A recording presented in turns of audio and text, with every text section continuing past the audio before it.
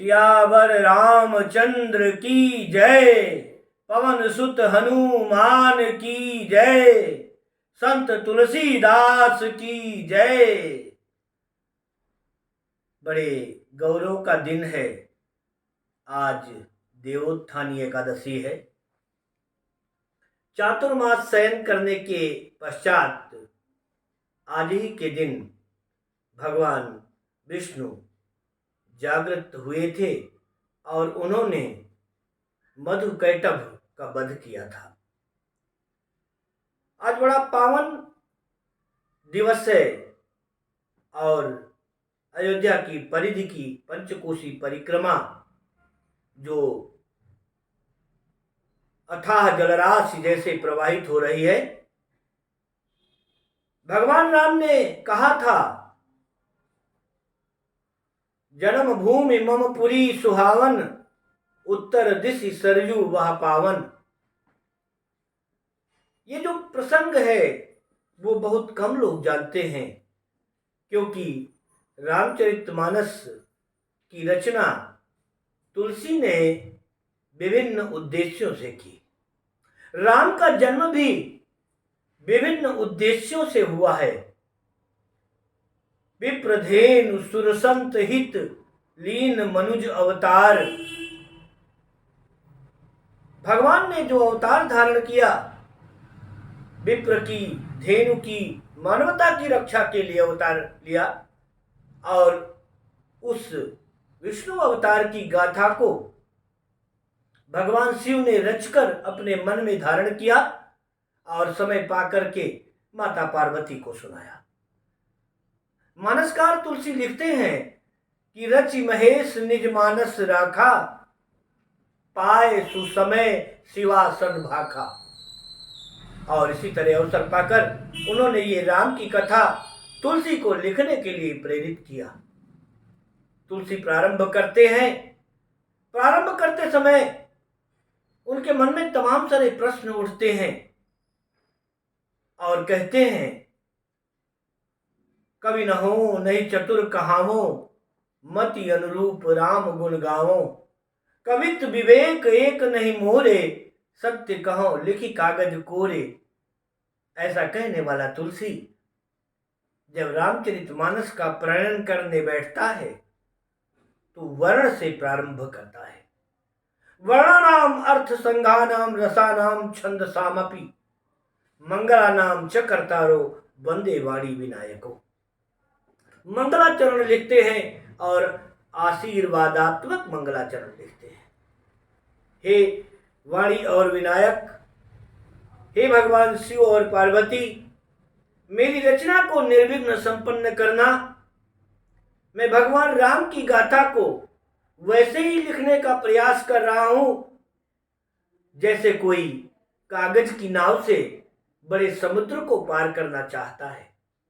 इसलिए मैं सर्वप्रथम पार्वती और गणेश की वंदना करता हूं, भय मानते हुए वंदना करता हूं, ताकि किसी तरह का कोई क्लेश ना आवे और राम की ये चर्चा, राम की ये गाथा जो अनवरत चली आ रही है, महात्मा वाल्मीकि से जिसे हम सब ने सुना और जिसे उन्होंने उस युग में लिखा जब भगवान श्री राम अपने अवतरण पर धरती पर लीलाएं कर रहे थे, अपनी मर्यादा का अनुपालन कर रहे थे, आदर्शों का प्रतिपादन कर रहे थे, तब भगवान वाल्मीकि ने इस गाथा को लोक कल्याण के लिए, जगत प्रतिष्ठा के लिए रचा था।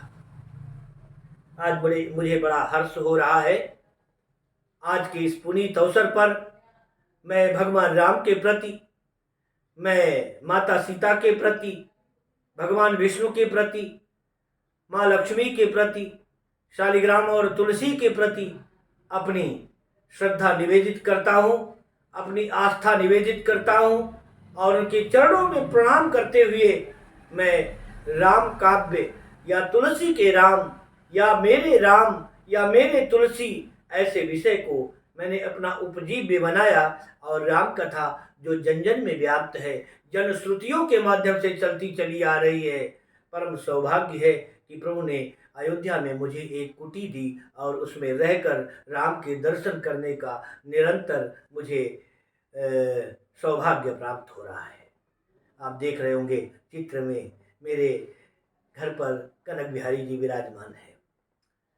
उन्हीं की कृपा से ये जो शब्द हैं, हे सुमिरी शारदा सुहाई, मानस ते मुख पंकज आई, सुगम अगम मृदुमंजु कठोरे, अर्थ अमित आखर अति थोरे, में मैं अपनी बात कहना चाहूँगा। आज शालिग्राम और तुलसी के विवाह का दिवस है, इसलिए मन बड़ा ही उद्वेलित भी है और बहुत आकर्षित भी है। मन बड़ा ही आनंदित है और उस आनंद विभोर होकर के राम कथा का एक बार मैं अपने इन शब्दों के माध्यम से गति देना चाहता हूँ। मुझे ऐसा लगता है कि दुनिया का संपूर्ण साहित्य तराजू के एक पलड़े में रखा जाए और केवल रामचरितमानस दूसरी तरफ रखी जाए तो ये वजन सिद्ध होगी, क्योंकि इसमें ऐसे उदात्त मानवमूल्य समाये हैं, ऐसे शाश्वत मानवमूल्य समाये हैं, ऐसे उच्च आदर्श समाये हैं, ऐसे जीवन के आदर्श हैं जो किसी अन्य रचना में नहीं मिलते। शायद यही कारण है कि हिंदी साहित्य के इतिहास में भक्ति काल को स्वर्ण युग के नाम से जाना जाता है, स्वर्ण काल के नाम से जाना जाता है। यह काल निश्चित रूप से समाज में मूल्यों की रचना करने का काल था। ये वह समय था जब कबीर, सूर, तुलसी, जायसी, रहीम, रसखान, मीरा जैसे रचनाकारों ने समाज को एक नई दिशा प्रदान की। तुलसी प्रारंभ करते हैं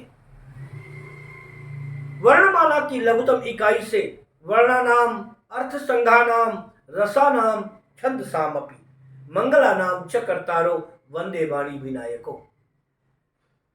मैं वंदे वाणी विनायको कह करके तुलसी, वाणी और विनायक की वंदना करते हैं और इसलिए वंदना करते हैं कि हमारा यह कार्य राम काज, जाओ बेटा राम काज क्षणभंग शरीरा, राम काम के लिए ये मेरा शरीर काम आ जाए तो संसार में जन्म लेना मेरा सार्थक हो जाएगा।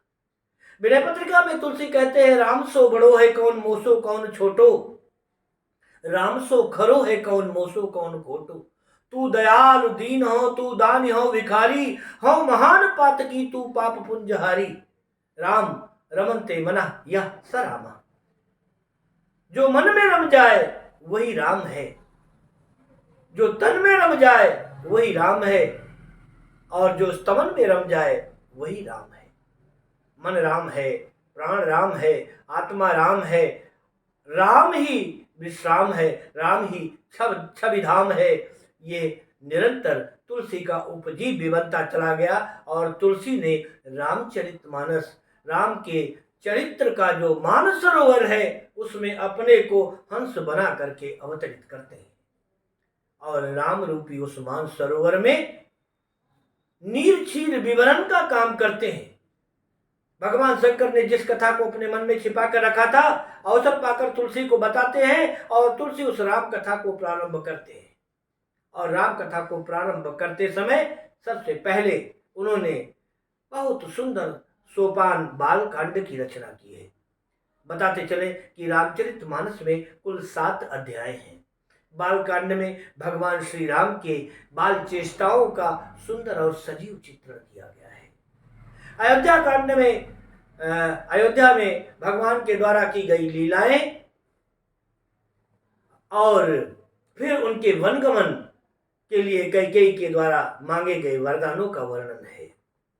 और फिर जो हमारा तीसरा कांड है जिसे किष्किंधा कांड कहते हैं, चौथा अरण्य कांड है, फिर सुंदर कांड है, फिर लंका कांड है और उत्तर कांड है। इन 7 सोपान से युक्त उस पवित्र सरोवर में तुलसी जब डुबकी लगाते हैं तो उनका मन विमल हो जाता है, निर्मल हो जाता है और राम के उस पवित्र सरोवर में आस्था की डुबकियां लगा करके तुलसी कभी थकते नहीं है, बल्कि उन्हें विश्राम मिलता है। आज वही राम गाथा जन जन में व्याप्त है। अभी परसों अक्षय नवमी थी, 14 क्रोशीय परिक्रमा थी और आज पंचकोशीय परिक्रमा है। लाखों का जन समूह अथाह जलराशि के भांति उमड़ता जा रहा है। मैं एक बार फिर हृदय से भगवान श्री राम का स्तमन करते हुए, माता सीता के चरणों में प्रणाम करते हुए, शालिग्राम और तुलसी माता के विवाह के अवसर पर सबको हार्दिक शुभकामनाएं देता हूँ, मंगल कामनाएं देता हूँ